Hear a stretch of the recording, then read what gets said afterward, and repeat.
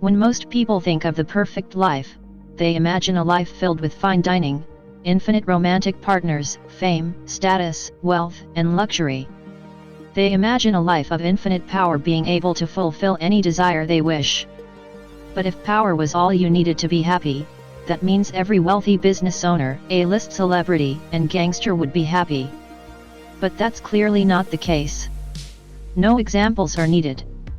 In any one of these categories, you can find someone whose life is full of stress, pain, and sorrow. Worldly power is not the path to happiness. So what is?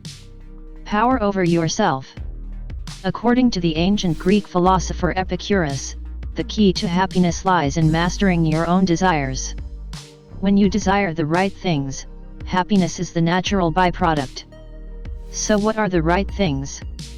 Epicurus divides our desires into three categories: necessary desires, luxury desires, and vain desires. The first category is necessary desires. These are the desires we need to satisfy in order to survive and thrive, such as food, water, and clothing. The pleasure that arises from the satisfaction of these desires is long-lasting.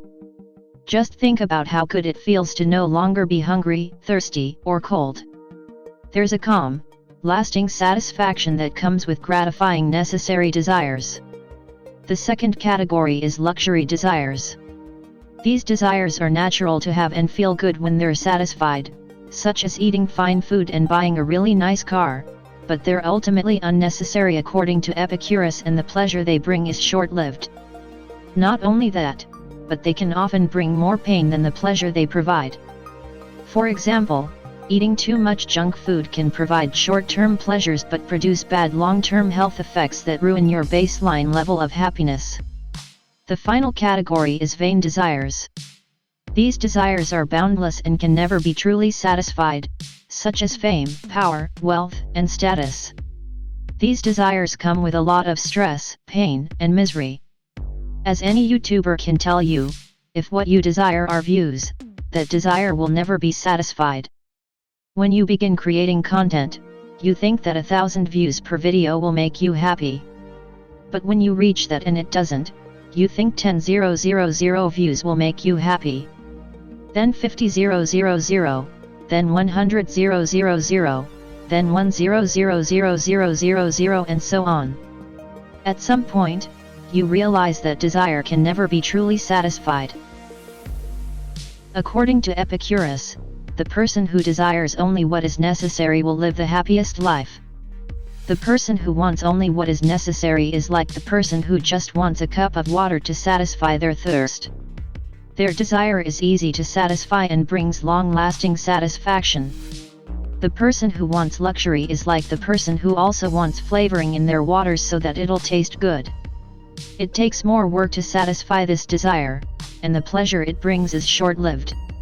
Also, this person becomes more fragile, because they're less likely to be able to drink just plain water now, and having plain water, as opposed to flavored water, will now come with a certain amount of pain. But the person who has vain desires is like the person who has a hole in their cup. No matter how much water is poured inside it, it will never fill up. Their desire will never be satisfied. So how did this philosophy play out in Epicurus' own life? Epicurus lived ascetically, surviving mostly on bread and water. He also started one of the greatest schools in Athens called the Garden, where he taught his own doctrines. People traveled from all over the world to attend and live in his school, and after he passed away, his students were so moved and transformed by his life that they continued to run the school and teach his doctrines. According to Diogenes Laertes, an ancient Greek biographer, Epicurus was so kind that he had a friend circle that was larger than some cities, and when he passed, he left things behind in his will for the children of his friends. He was so productive that he produced more works than nearly any other philosopher at the time. When we take all these facts into account, we get a clearer image of the type of man Epicurus was. He was kind, generous, charismatic, wise, caring, productive, and influential. How many teachers can you imagine living that type of life or having that kind of influence on their students? And in his final moments, he wrote a letter to his friend Idomeneus saying that, essentially, even though he was suffering and about to die, he still felt joy in his heart over the philosophical conversations they had. He then asked his friend to keep an eye on his other friend's children.